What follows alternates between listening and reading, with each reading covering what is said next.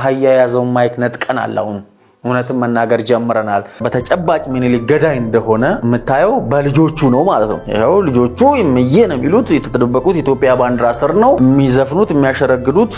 ለምኒልክ መንፈስ ነው ቀማኛ ርስት አስፋፊ ከሆኑ ሰውየውም ርስት አስፋፊ ቀማኛ ነው ማለት አባቱ ከዲያብሎስ ከሆነ እኮ የአባቱን ስራ ነው የሚሰራው እነሱ የአባታቸውን ስራ ነው የሚሰሩት የዲያብሎስ ወኪል ናቸው ማለት ኦሮሚያ ውስጥ ተቀምጦ ግን ኦሮሞን ሰብራለሁ ኦሮሞን አጠቃለሁ ኦሮሞ ላይ ተንኮል ሰራለሁ የሚል ግን ተዘቅዝቆ መሰቀል አይደለም ተዘቅዝቆ እንደዚህ ፍየል እንደዚህ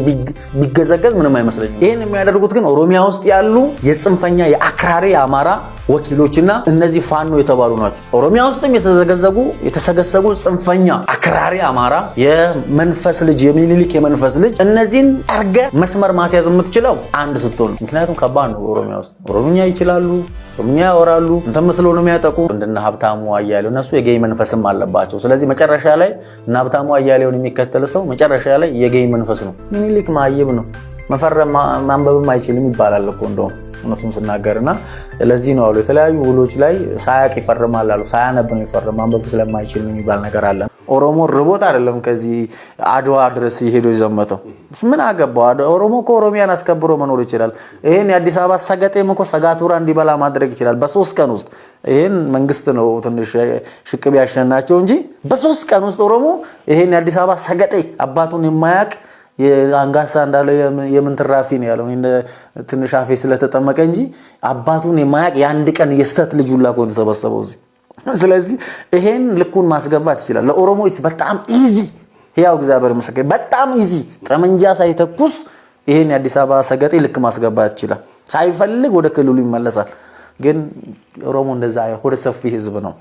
አብረን እንኑር በሚለው ያምናል አብሮ ለመኖር እየተከፈለ ያለው ዋጋም ጭምር እንደሆነ ይወቁ ኖርማሊ ምኒልክ ሌባ ነው ለኔ ምኒልክ ሌባ ነው ብዬ ነው ማምነው የሚያስረዳኝ አካል እስካልመጣ ጠቅላይ ሚኒስቴር አውልታቆማ አላቆማ አይዶማ እንዳያገባኝ ይፈልጉ ማምለክ ይችላሉ ለኔ ምኒልክ ሌባ ነው ወንበዴ ሽፍታ ነው ምኒልክ እያለ ሙሻ ነው ምንም ይሄ አመቻምቻ አንበሳ ነበረ ስለሞተ እኔ ውሻ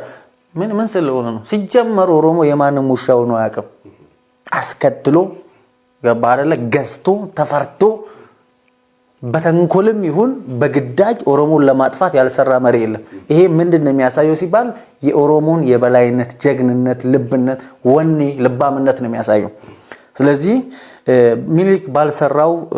ማለት ይሄ መጽሐፍ ቅዱስ ላይ ማለት ሌሎች ደከሙ እናንተ በድካማቸው ገባችሁ ይላል መጽሐፍና ምኒልክም ባልተዋጋው በሌለው ጀግንነት በእነዚህ ሰዎች ብርታት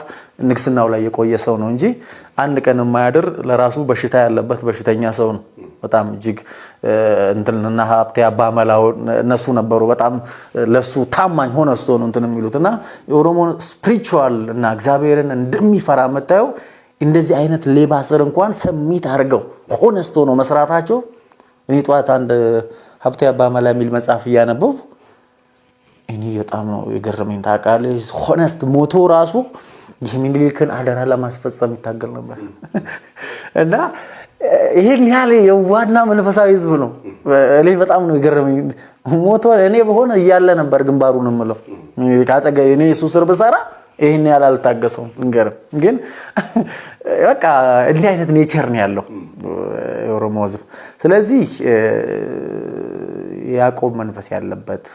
አጭበርባሪ ነው ምኒልክ ለኔ እንደ ያዕቆብ ነው ማየው አጭበርባሪ ነው ያዕቆብ ምንም እግዚአብሔር ቢወደውም የሰራው ስራ ትክክል አይደለም ለሰራው ስራም ዋጋ ከፍሏል